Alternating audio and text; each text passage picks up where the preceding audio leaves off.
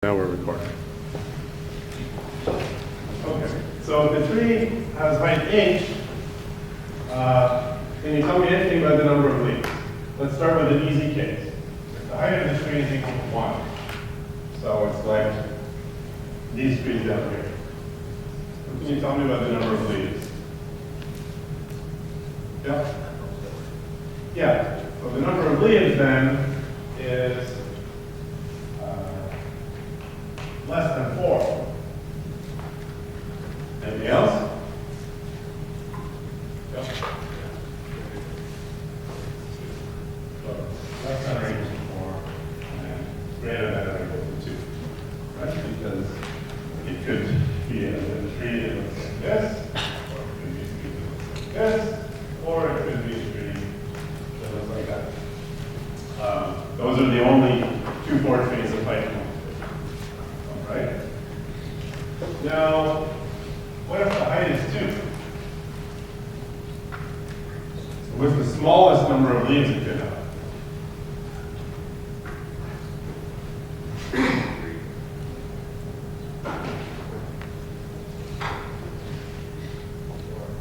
Four. So I'd start with the smallest tree of height 1, so the fewest number of nodes at depth 1, and then put the smallest trees of height 1 underneath that. Even then, it's still getting 4 leaves. The height is 2, number of leaves is bigger than or equal to 4, and it's less than or equal to what? 16. Because I could take a 4 node here and put 1, 2, 3, 4, 4, 4, 4. I get 16 nodes right now.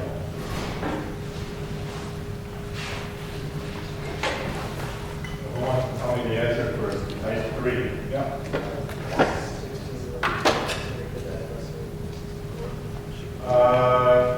Here what do we get? 8. We take this tree, and we add one more level that's as small as possible. That will give us double the number of nodes, bringing it up to 8. Over here, we take this big tree, and we put 4 nodes on each child, and then we get 4 times the number of nodes. 64. Big gap, right? So we can have trees of height 3, they contain anywhere between 8 and 64 nodes. And now, in general, if the height is just h,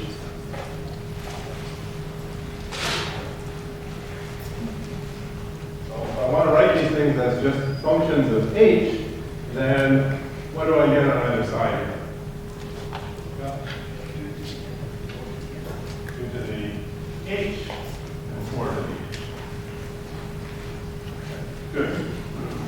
All right, so we have a relationship now between the number of leaves and the height. In fact, we have relationships on both sides.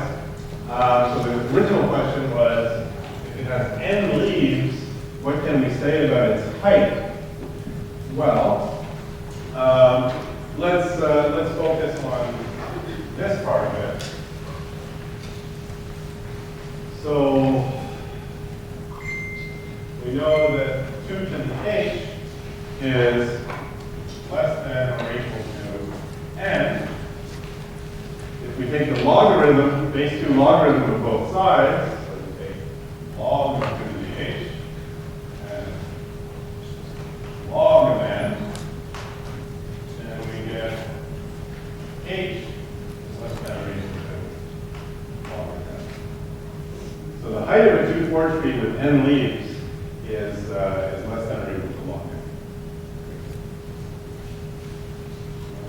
You take the binary logarithm from 2 to the h, that's by definition almost that's h, and you have the log n. Clear? And you can say then also that h is bigger than or equal to log base 4 of n, but that's not so interesting. We like to prove that 2-4 trees are efficient, which means we want to know that they have small leaves, that they have big. So don't worry about that side of it. Okay? So these 2 properties, that they have at least 2 children, and that all the leaves are at the same level, this immediately implies that height is less than or equal to log n. So if I want to search for something in a 2-4 tree, like if I wanted to search for, I don't know, let's say 11.5.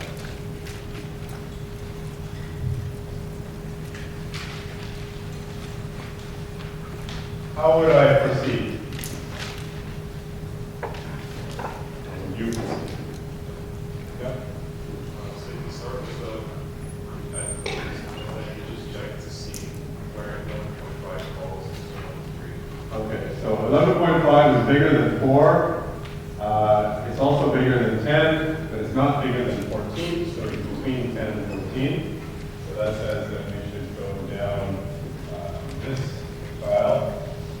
Here, 11.5 is less than 12, so we'll go down this tile. And here, 11.5 is bigger than 11, so we go down. So, similar to searching in the binary search tree, but you may have to compare it to up to 3 keys here.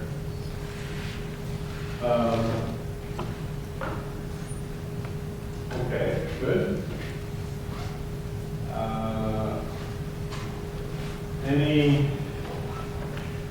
Anything else? Looks easy. So we compare to, at most, we do at most 3 comparisons. In fact, if there are 3-way comparisons, you can do it with only 2. You can do binary search here. And then we go down, one level each time we do a few comparisons. And this says that we only have to go down log n levels. So searching in a 2-4 trees takes all log n.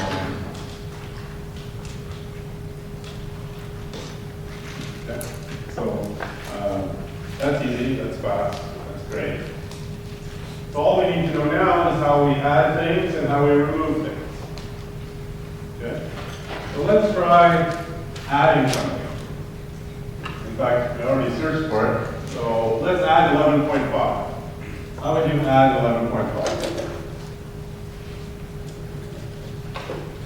Yeah.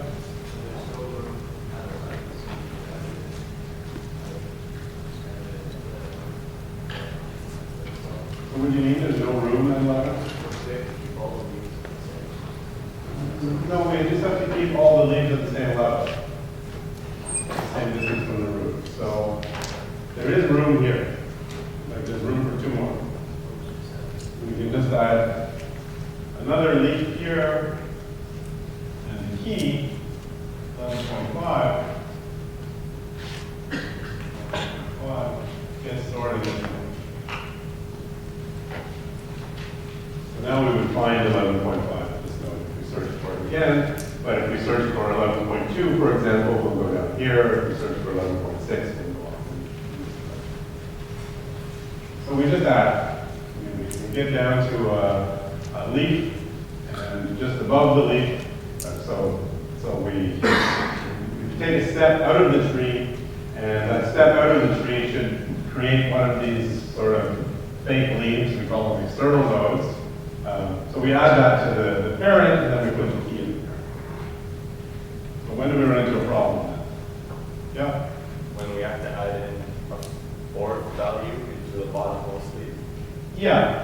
So if we have to add a 4th value into one of these things, then we have a problem. So let's make up an example of that. Let's add 22, 23, and then I don't know, we can add 24.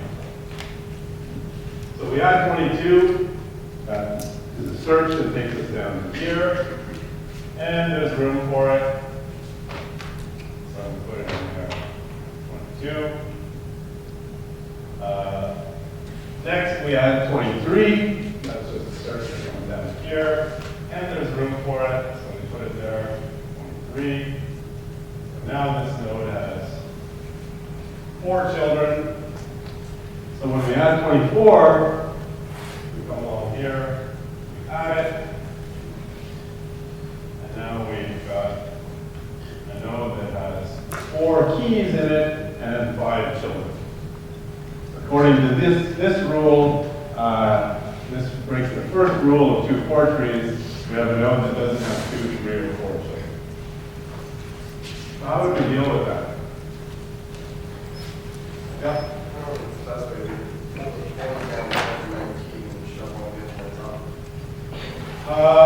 Well, that really won't change much if we just change what's stored here. The problem here is that there's 4 keys, which means 5 children. So. Well, I mean, like if the 22 goes down to the 19 is 22. Oh, maybe you could try something like that. I want something that's going to work more reliably than that. Yeah.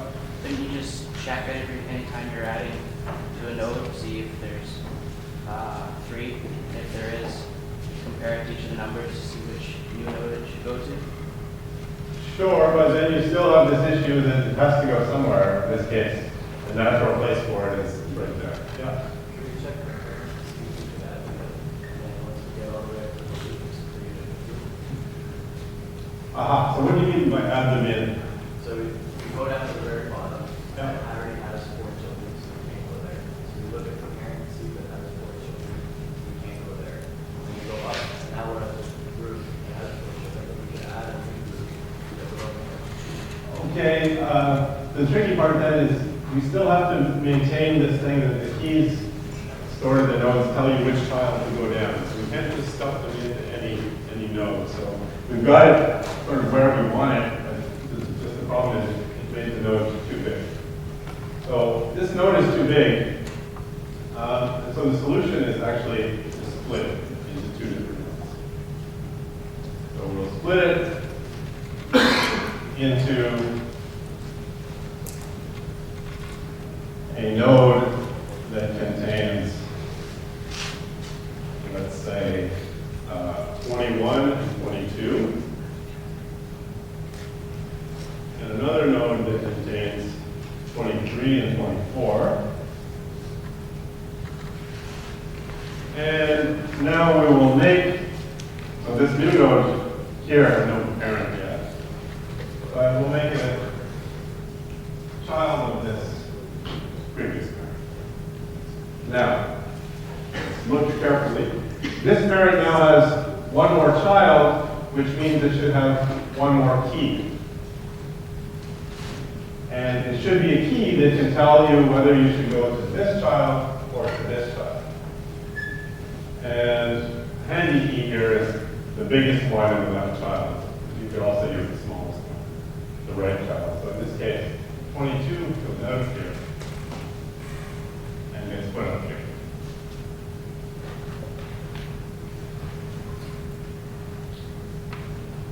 So then this is just a 2 node, and this is a 1, 2, 3 node. So we took a 5 node and we turned it into a 2 node and a 3 node, which is allowed. Everything good now? Yep. Now we didn't really solve the problem, we just pushed it up one level. We got unlucky here. But we know how to push it up another level. We just do the same thing. We cut this node in half.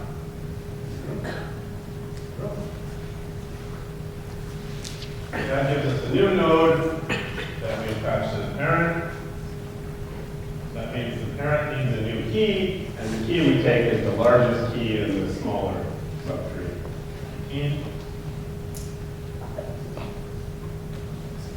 So now we've got a 18 up here.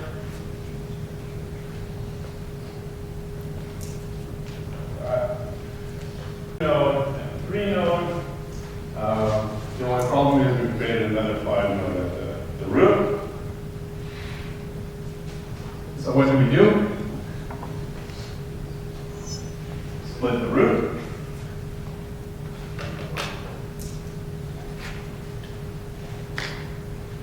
And that's great, but now our tree has 2 roots. We create a new one. Well, that new root has 2 children, the 2 new nodes that we created. So we need a key in that thing to tell us where we can go. And so we just take the biggest one from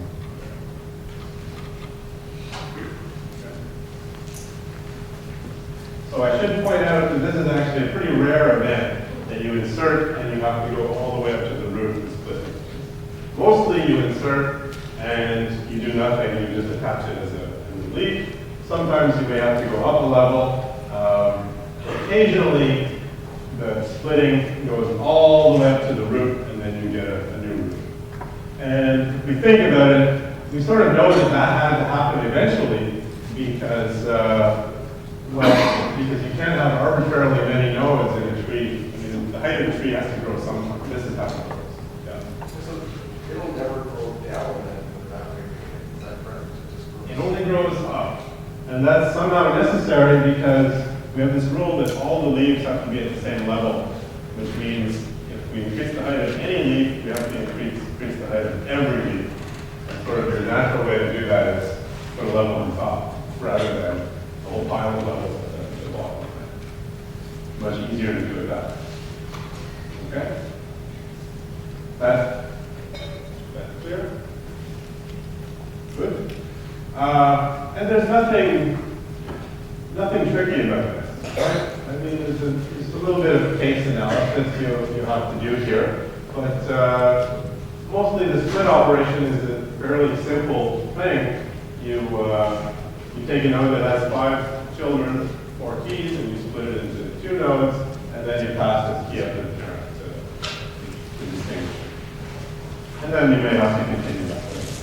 But certainly that, in the worst case, that just goes up to the root, and so that's only log n level, so the time to add something is also only log n. So notice now, already we have a data structure which in some sense is better than skip lists, is better than trees, and it's better than scapegoat trees. And the reason I say it's better is this operation of adding a node always takes log n time, never more than log n time. Scapegoat trees, they were only amortized division. Sometimes you add something in the scapegoat tree and the whole tree blows up and has to be rebuilt. So not great as a real-time structure. You have to rebuild the whole tree once in a while. And the other 2 structures are randomized, and so there's always some chance that actually adding something might take quite a bit longer than you expected. In fact, even searching nodes could take longer than you expected. Although, if you really understand what kind of guarantees those structures offer, that's not a real possibility. But still, if you're worried about that kind of stuff, if you want something that's guaranteed, you're willing to stake your life on it, then this is good. All right, so we know how to search, we know how to add, and both those things we're convinced now take log n time. We take time proportional to the height, and we prove that the height is less than log n. So all we need to do now is know how to remove things. So let's try that. Let's remove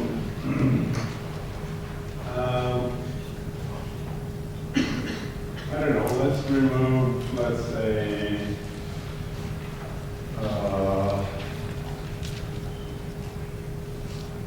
8.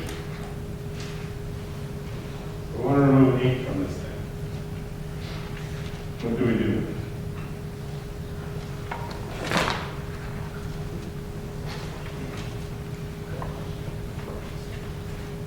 Well, let's start with an easier example. Let's remove 11. How would we do that? Yeah. 11, you just find it, you remove it. That means that one of the children here is gone. Just that one is super easy. And that's because 11 is down in leaf. Just like in binary search trees, it's easy to remove leaves because you don't have to deal with the stuff surrounding it. Now, what about 8? Yep. Could we like remove 8 and then roll 9 back up? Yeah. So the general strategy is when I'm trying to remove something in the middle of the tree, that is something that has a subtree associated with it. So I'm trying to remove, let's say, x from somewhere in the middle of the tree. So I go down into the tree, the subtree that comes right after x. In this case, that subtree is 9. And I dig into that subtree and find the smallest leaf, which is just what you get by going all the way to the left. Just like we did in binary search trees. Now, I take this leaf, put its value up here.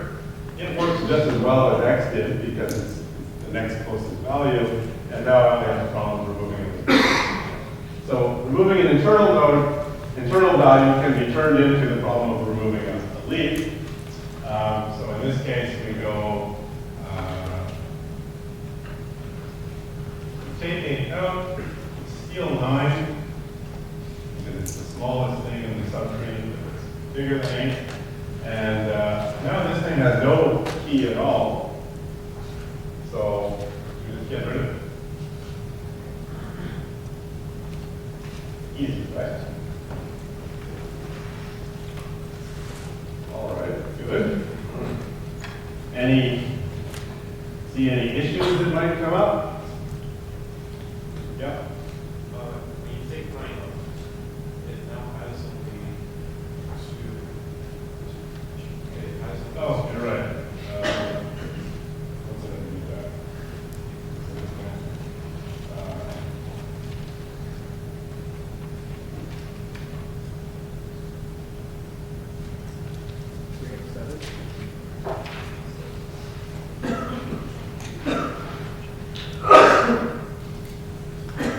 We already get to the hard piece. Okay, so let's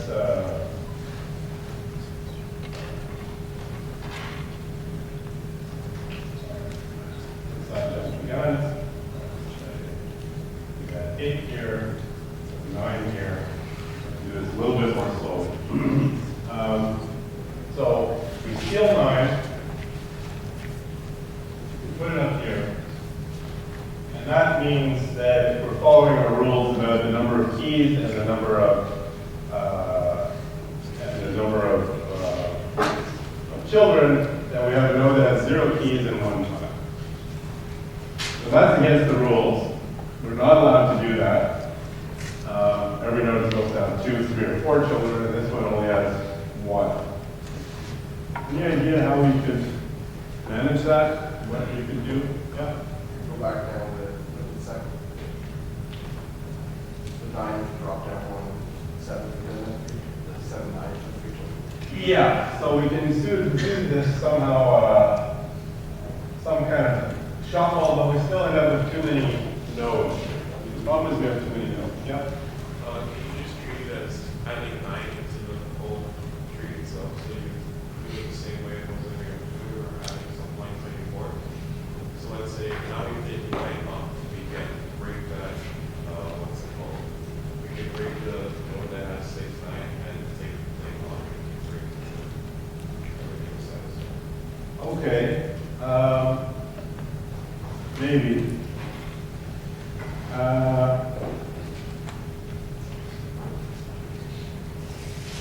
Maybe that would work.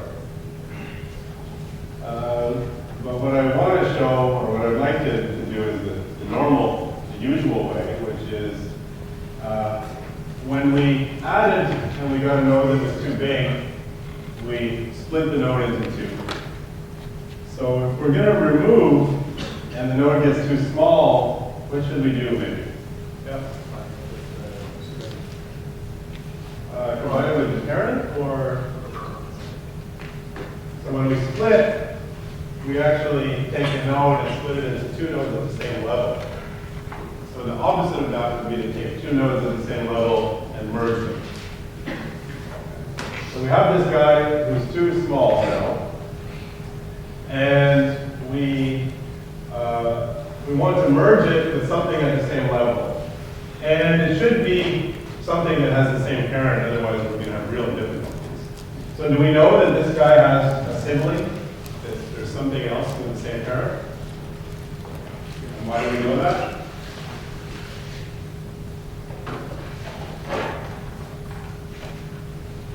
Yeah. Yeah. right? Because at least everywhere else except for the one we just wrote, everything has at least 2 children, which means the parent of this guy has at least 2 children, and that means this guy has a sibling. So we take his sibling, this is where the case analysis gets a little bit annoying, and we merge this thing with its sibling. So these 2 things become 2 nodes. Now, when we split a node into 2, we have 4 keys. And right, we did that because we had 4 keys stored in a node. And then one of them disappeared. Where did it go to? It went up. So when we merge a node back together, what should happen? We should take a key down from the parent. Right? Because now we took this node with 1 child, and this node with 2 children, we merged them together, that's 3 children now. And so we need a key from somewhere, which we should take from the parent, comes down here. And the parent needs 1 less key because it has 1 less child. 2 of its children turned into 1, so it needs 1 less key. So this merging is just the opposite of what happens when you split. Yep? What happens if we remove 2? What happens if we remove 2? This 2 here. That 2 there. Okay, well, let's see. So we want to remove 2. So we remove the smallest thing in 2's subtree that comes after 2. So we really want to remove 3. So we swap, put the 3 up here. Now we have this node that has no key in it. And so we have this node with only 1 child. It has a sibling, so we need to merge those 2 siblings. Here.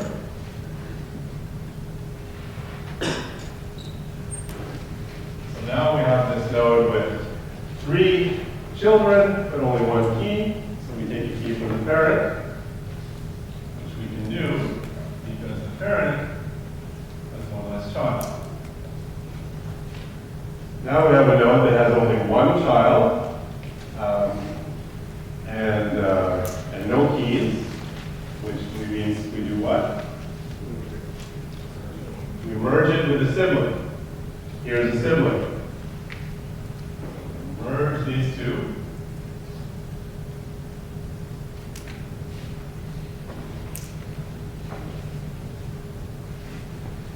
And this thing, now, this former parent has only 1 child out of it, or rather, there's only 1 child and 1 less child, so it doesn't need this key. It comes down here. Now again, this is the thing with only 1 child. What do? We merge it with its sibling. Like that. And it needs a key, so it takes this key, 10, and then the root has only 1 child. What do? You can't merge it with its sibling because the splits, which propagate all the way to the root, increasing the height of the tree. When you remove something, it might cause a sequence of merges which propagate all the way to the root, and if the root is binary, then you'll get a root that has only 1 child. You can get this. Okay. Anybody see anything we may have overlooked there? Yeah. The constructive merge, like with the sibling that already had 4 children. So this is the annoying part of a deletion, is there's a second case. If you have a node that looks like this, it has no key, it has a child, and you go to its sibling, and you say, okay, I'm going to merge with you. Unfortunately, the sibling already has 4 children, so if I merge those, so that means X,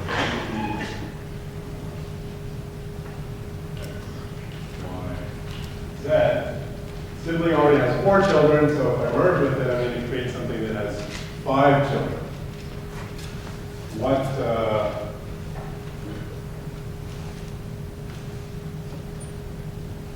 What should I do in that case? Yeah.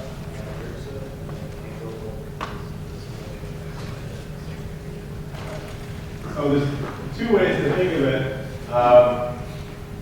We can merge them, and then we get a node with 5 children, and then we know what to do. We split that node. The shortcut, what ultimately that does, is it just redistributes the keys among these 2 nodes more evenly. This node has no keys. This node has 3 keys. We're gonna, if we do that joining and splitting, well, then the keys are we're gonna end up with a node that has 1 key and a node that has 2 node and 3 node. And that just does a funny shuffle where it looks like this. X goes up here. A, which is the thing that determines whether to go to this child or this child, comes down here. So you end up with A here. This child gets put over here, and X gets put up there. So if a key comes out of this node, here, this child gets shifted off of here. Key comes out of this node to the parent, which comes back down to this node. That's the same thing as if you just merge them and have 5 nodes and then split. Right? And if I merged all these together, I would have A, X, Y, and Z. And if you remember the way a split works, it's that second key in the sequence that gets picked up. Okay, good. So there's the remove operation, which is first make sure you're only removing a leaf by swapping some value of the leaf with something inside the tree. And then when you remove this key, this node gets 1 less child. If it has a sibling that has less than 4 children, you can merge the 2. And if it has a sibling that has 4 children, you can merge it and split, or just say you take a key for something. Now, unfortunately, I mean, this is sort of easy to draw on the board, and when you see examples, it's easy to see what to do. But you see, you're starting to get into some cases inside. If you try and implement this, there's some cases. So, for example, one annoying aspect is you need to use a sibling, which is an immediate sibling. Right? I can't merge this node and this node, for example. So I need one that's right beside this one. And I can't always say, well, it's the one on the left, because sometimes it's this node here, and it has no left sibling, so there's a special case where if it's here, you got to take it from the right. So there's always that stuff that has, weird things that have to happen there. And then you see, well, there's another check where, yes, I'll merge them, unless this is a node unless it's a 4 node, in which case I borrow from it. So it starts to, the code starts to get complicated. The code for all these other trees we looked at is actually very simple. This is already getting complicated. But, I mean, I think you believe that it's doable. If you take any picture of this thing, you will, and draw any picture of one and say, delete this node, you can do the steps, and it's obvious what the steps should be. But when you try and write the code for that, usually what happens is, again, it's obvious what you should do. You write the code, you run it, and then you get a crash because there's some case you didn't consider. Deal with that case and continue. Oh. So that's our theorem about 2-4 trees. They can implement the sort of set interface.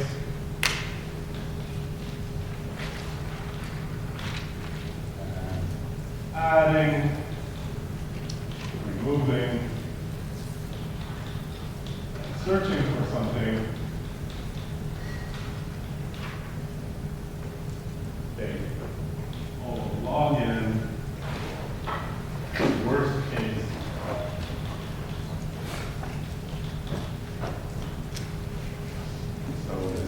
lowercase time is a shorthand for us saying never takes more than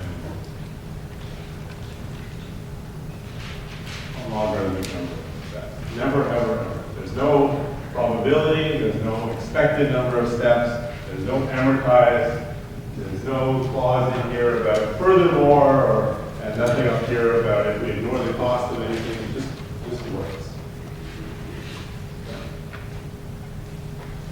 Fair enough? So as a side note,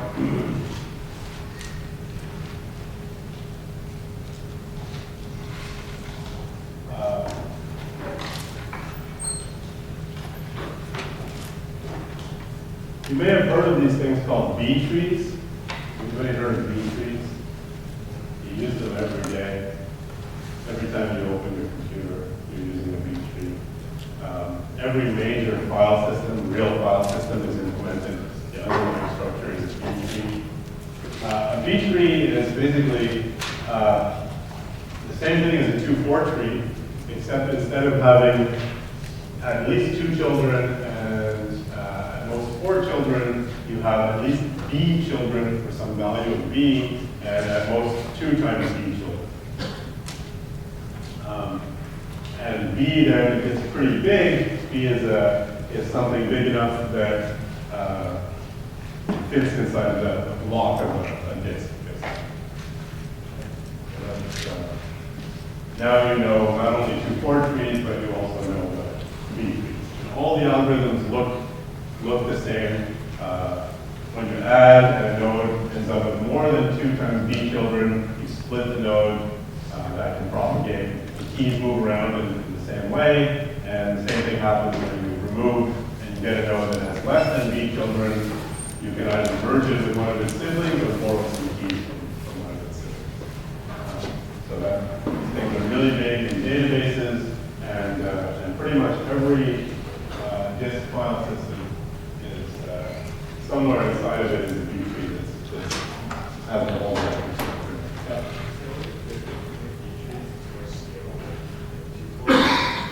Yeah, well, it's more scalable because now instead of H being less than log base 2 of n, this 2, remember, came from every node having at least 2 children. In a B tree, you get H is less than or equal to log base B of n. So the B here can be something like, can be something like 1,000. In which case, if n is a million, this tree has only 2 levels.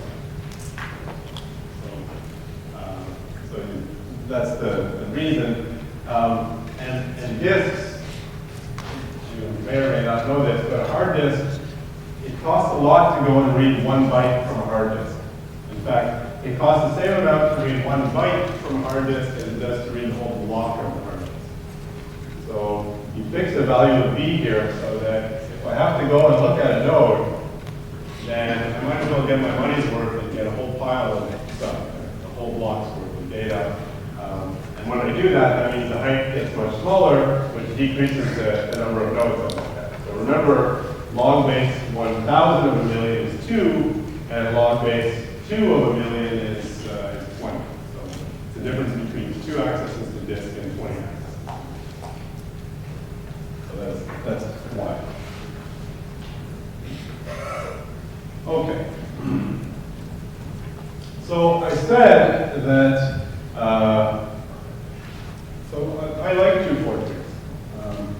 I like them a lot. They're fast in practice.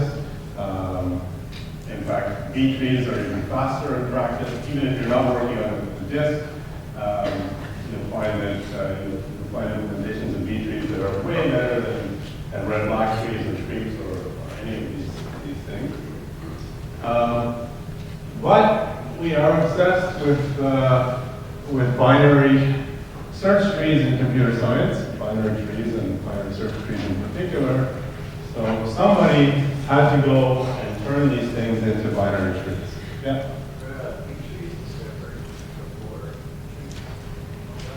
B trees were discovered in the 70s. Bayer and Craig are the names of the two authors. All right. So now, red, black.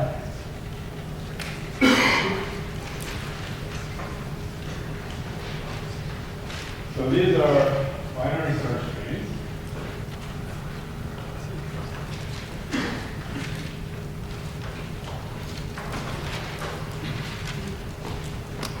Every node is colored red or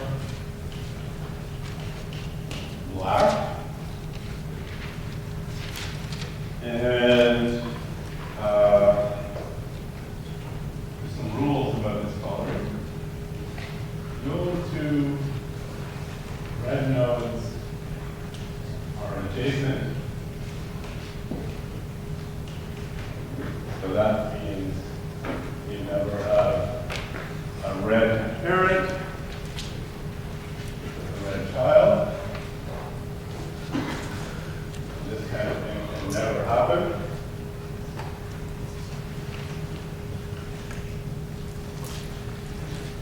One immediate consequence of that, if you never have a red parent with a red child, means that if you started the root and walked down to a leaf, well, you never see two red nodes. And in fact, then that also means you never see more red nodes than black nodes. Because if you have more red nodes than black nodes on that path from the root to the leaf, you'd be forced to have two in the middle. Okay, and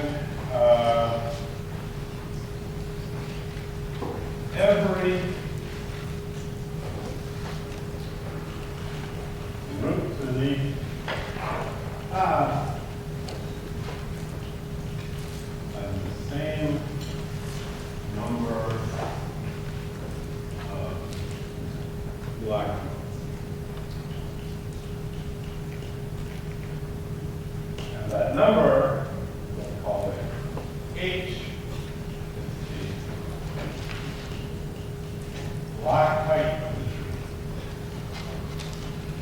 So the heights of the depths of the nodes, the leaves differ, but if you count, if you look at a path from the root down to a leaf, you'll see the same number of black nodes no matter how you take that path.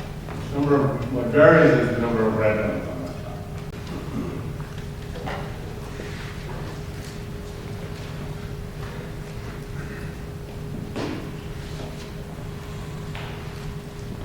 Start with a black node.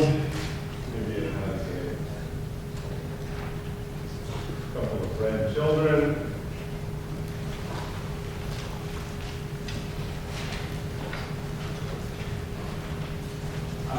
So the children of this guy, can I have some red children there too? No, not allowed. So we know that they're both black.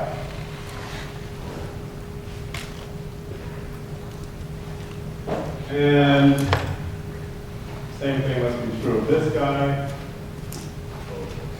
Black. And then we might have something like maybe a red child here. Maybe a black child here. Black, black.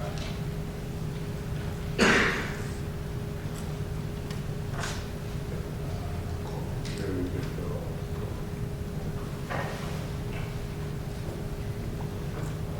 Black.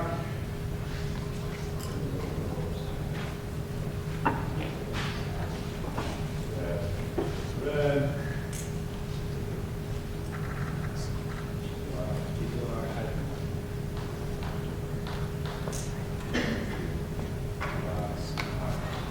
Black.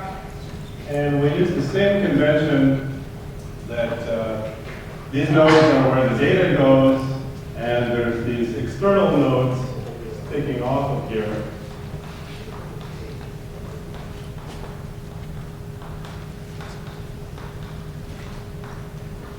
And those external nodes, there's no data in them, but we'll pretend that they're black.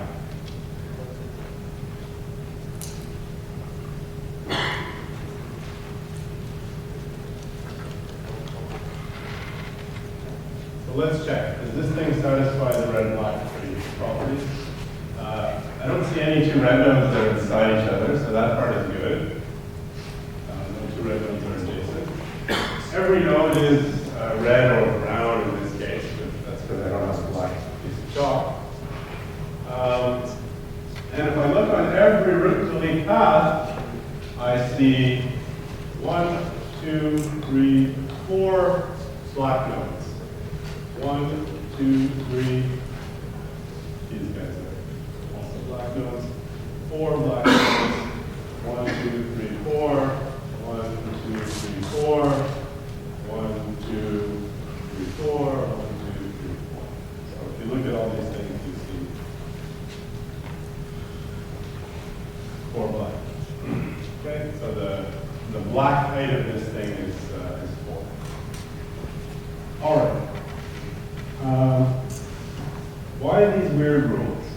So that's the first thing. Somebody who teaches you red black trees usually tells you these rules, and they don't give you any reason why they developed these rules. They'll then prove to you that the height of a red black tree is at most 2 log n. And yeah, you can do the proof and work it out from nothing. But it's better to understand how they came up with these rules. And to see that, you just have to notice that actually this thing is just another way of thinking about a 2-4 tree. Imagine that these red nodes don't really exist. They're sort of virtual nodes, they're just placeholders. Let's pretend that actually the children of the red nodes actually belong to the parent, which is definitely black. That's what the node red end property tells you, is that the parents of these red nodes are black. So that says that this black node here is really responsible for 4 subtrees. This black node here is responsible for 1, 2, 3 subtrees. And these black nodes, this black node is responsible for 2, and this black node is responsible for 4. Now, so basically these red nodes, just think of them as getting absorbed into the parents. And well, you know then that what happens is there's black nodes with no red children, in which case they still have 2 children. There's black nodes with 1 red child, in which case they end up with 3 children. And then there's black nodes with 2 red children, in which case they end up with 4 children. So the black nodes either get 2, 3, or 4 children, just like in the 2-4.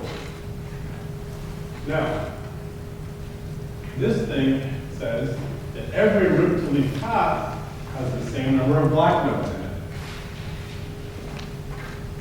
Well, in this view where I absorb the red nodes, that means every root to leaf path has the same number of nodes in it, period.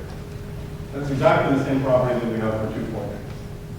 So everybody has 2, 3, or 4 children, and every path to the leaf has the same number of nodes on it, which here we call it the black height of the tree. For 2-4 trees, we just call it the height of the tree. And so now, whatever you say about 2-4 trees is true about red black trees. Follows the leaf. So, in particular, the number of black nodes on any root, the value of h, the black height, less than log base 2 of n, if n is the number of leaves, external leaves. So you get that immediately, which means that you can search in these things in log n time. Find operation takes log n time. Why is that? Well, the number of black nodes that you see on any root to leaf path is at most log n. The number of red nodes you see is not more than the number of black nodes because they can only alternate. And we'll see actually when you maintain these things, the root is always black. Or without loss of generality, you can always turn the root black if it's red. That doesn't affect any of these other properties. And so you start with a black node and then you see a sequence of red and black nodes. So it has at most twice the number of, it's at most 2 times the number of black nodes in the sequence. So you visit this thing visits at most 2 times log n nodes on a route to the top. So is that clear so far? This is just another way of looking at 2 portraits.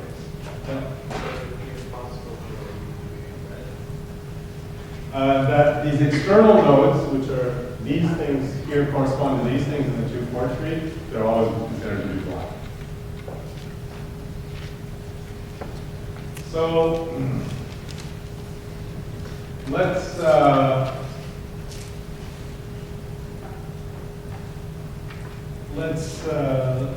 see now. So we believe that the height of this thing is at most 2 log n. Let's see how we can add something.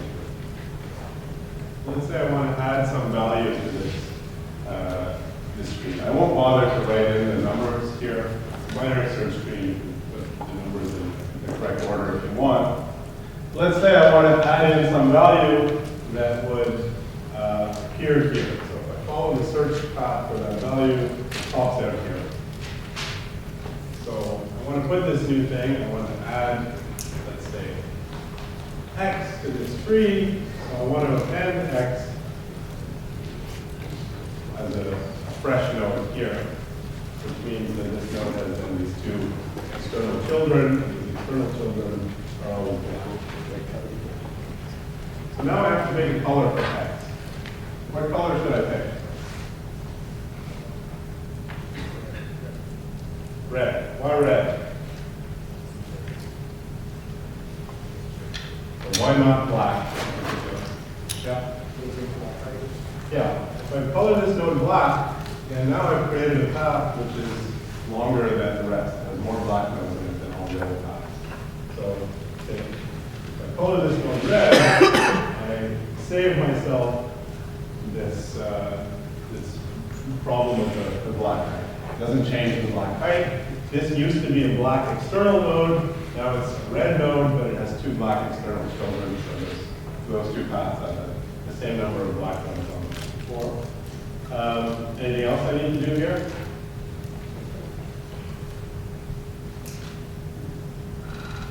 Any problems with this tree?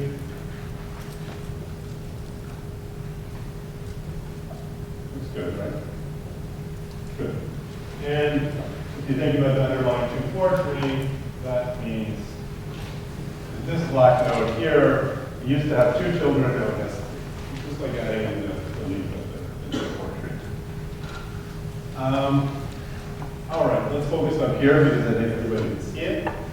So now we'll add some new value here, let's say. So we decided that when we add a new value, we make it red.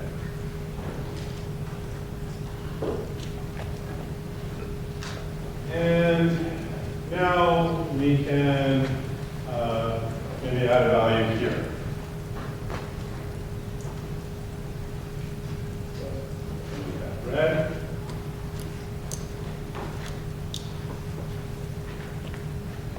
In the 2-4 tree picture, that's like just having added 2 children to this node that used to have 2, now it has 4. And of course, we know a problem happens if we try and add another node. So let's add yet another node. Let's put it here.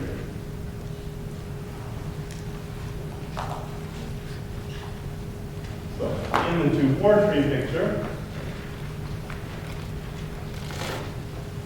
that looks like this.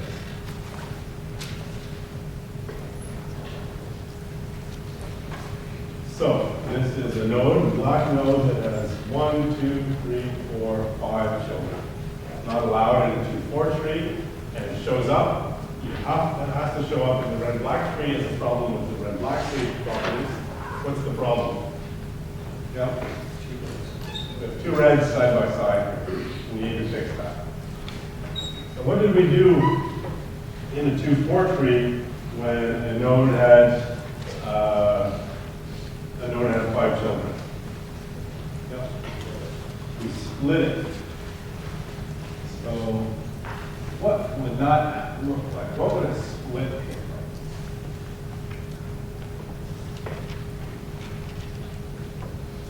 like? If you take the smallest red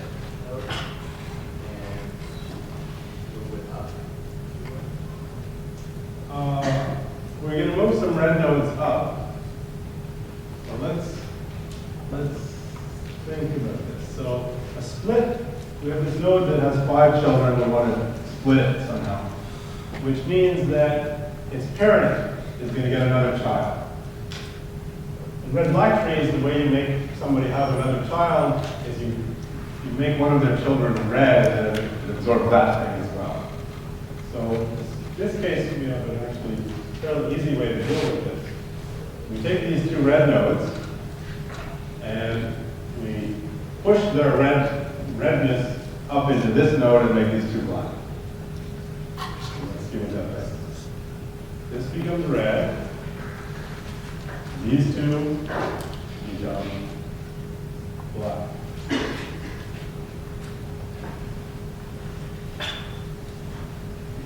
So, did that change the black height anywhere? No, because every path that used to go through these red nodes also went through every path that went to go through these 2 nodes also goes through this node, and all we did was change the order of the red and black. So the number of black nodes on those paths didn't change. And now, well, now we fixed the red and black tree properties. There's no two reds adjacent anymore. So we're golden there. And if we look at what that did to the 2-4 tree, it does exactly the same thing that a split does. The parent now has 4 children. It used to only have 3. And this thing now is split into 2 separate nodes. This node and this node, which has 3. This is 2 children, this is 3 children. It's exactly the same thing that happens in a 2-4. And when you implement these things, you run into some weird extra cases, right? I mean, this is just one particular case where we had this thing that looked like this. And this was here. And then we had a solution for that. We took these 2 reds, brought their red up here, and made these 2 black. Could that have caused a problem somewhere else? Yep. It could have caused a problem because the parent maybe was already red, in which case now we have 2 reds adjacent.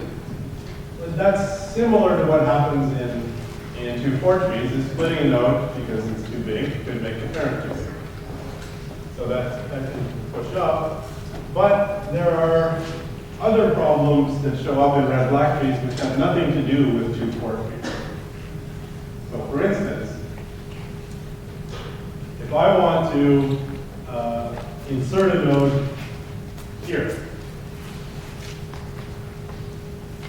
so the rule is I insert it as a leaf, and I make that leaf red. Like that.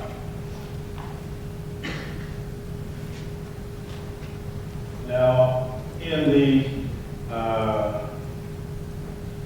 red-black tree picture, that would be like this node now being in charge of all these guys. Right? So this is in charge of 1, 2, 3, 4 children. That's perfectly allowed in a 2-4 tree. In a red-black tree, that's not allowed. Because these are 2 red nodes side by side. So we have this problem that creeps up that comes from the fact that we're trying to maintain these rules. It has nothing to do with 2-4 trees. It's just these rules aren't perfect. So we have to fix this somehow. How do we fix that?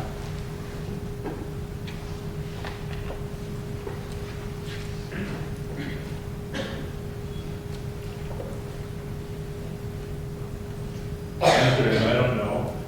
You look at it for a while and you figure out a solution. Figure out something that's going to work. And I mean, we know something will work because we could just, if we didn't care at all about efficiency or using rotations or anything special about these things, what we can say is what we have here is 3 keys and we have 4 subtrees. So let's just take those 3 keys, turn them into something that looks like this, it would be black, red, red, and then attach the 4 subtrees appropriately. Move the keys to the right locations to make this work, and then attach the 4 subtrees. We know that that's possible. Now the trick is how you implement that using rotations and how you recognize which key should go where. And there's a bunch of cases. In fact, if you look on the bottom of the screen here, this is the code for one layer of adding things into one particular kind of red block. So there's no such thing as one red block tree implementation. Everybody who implements them or writes about them comes up with their own rules for handling these particular cases. Some people have found it helpful to have an extra rule here that reduces the number of cases, which is to say that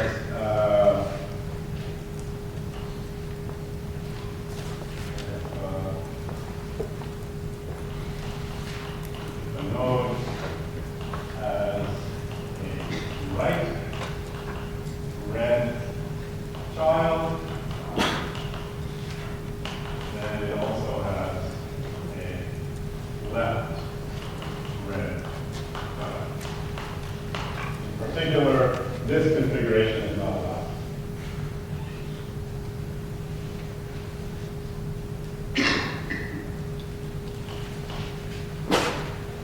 You're not allowed to have a right red child unless the left one is also red. That, if you have that property starting out, it turns out that there's fewer cases to deal with. And that helps simplify the code a bit. It also means that there's a perfect relationship between red-black trees and the 2-4 trees, because the 2 in the 2 node in the red-black tree, there's a black node with 2 black children, a 3 node, and so a black node with a left child, which is red, and a right child, which is black, and 4 nodes. These black, 2 red children. If you don't have this additional rule, then these 3 nodes could look 2 different ways. They could have a left red child or a right red child, and that causes extra work. Anyway, so the point is, you look at which the problem when you add is that you can create 2 red nodes that are adjacent, and now you want to fix that somehow by looking at what's happening locally. You know that it's always possible because you know you can just take this thing and rebuild it. So it's either because you created a 5 node, in which case you know what to do, or because you just broke this little rule and you could rebuild that. And if you look at the way that plays out, here's what happens if you just insert a new leaf. It's red, so it has these 2 black leaves hanging off of it. So that's this DPU in this picture.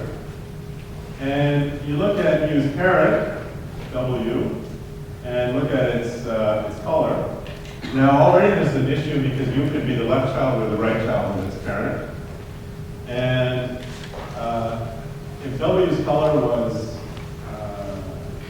W's sibling is red, or sorry, U's sibling is red, then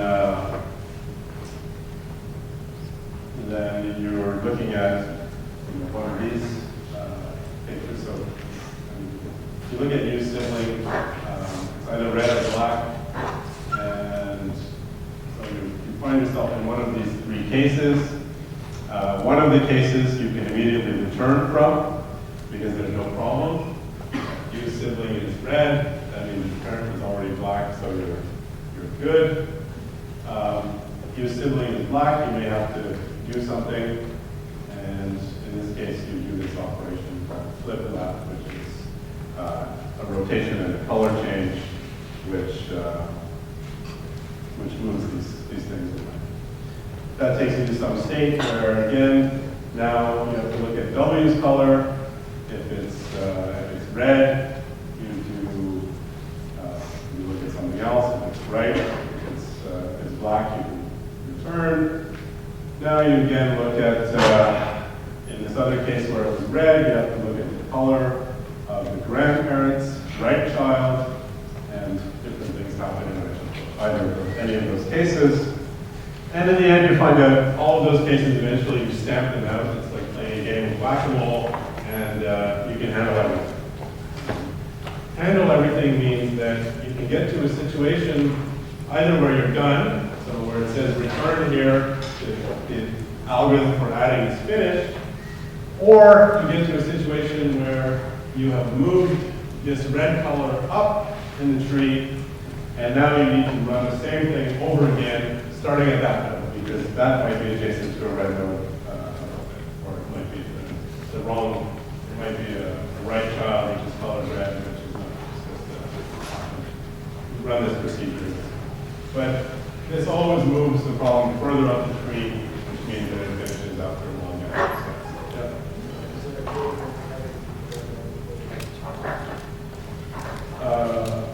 Well, every node always has two children because there's always these imaginary, anywhere there's room for a child, you put on one of these imaginary square boxes. So every internal node always has two children except for these boxes on the other side. Yeah, so that's the algorithm for adding, to repeat this procedure outlined in this diagram. And now for removal, so remember, in a 2-4 tree, removal is more complicated. There are a couple of cases. Sometimes you borrow, sometimes you merge. In a red-black tree, that turns into that. 3 cases of something called remove fix-up. Sometimes you convert one case into another case. And in the end, some of these things get pretty complicated. But in the end, eventually, you stamp it all out. And you can handle every case. Sometimes that means you're done and you return, and sometimes it means you just push the problem further up the tree. And so a couple of things, sometimes things can happen.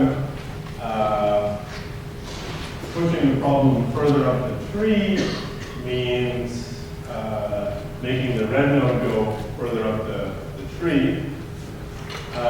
Which means it can get all the way up to the root sometimes. And if the root turns red, well, what do you think you do?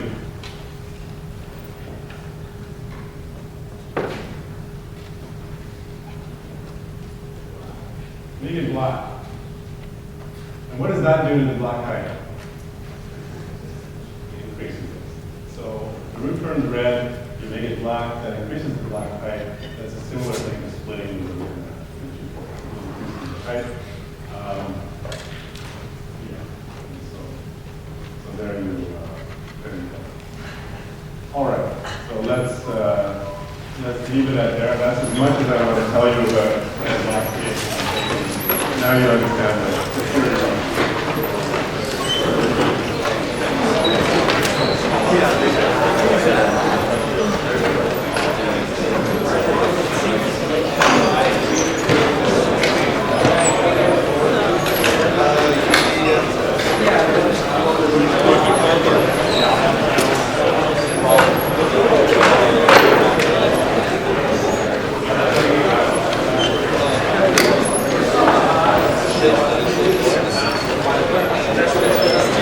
From there, like the text code and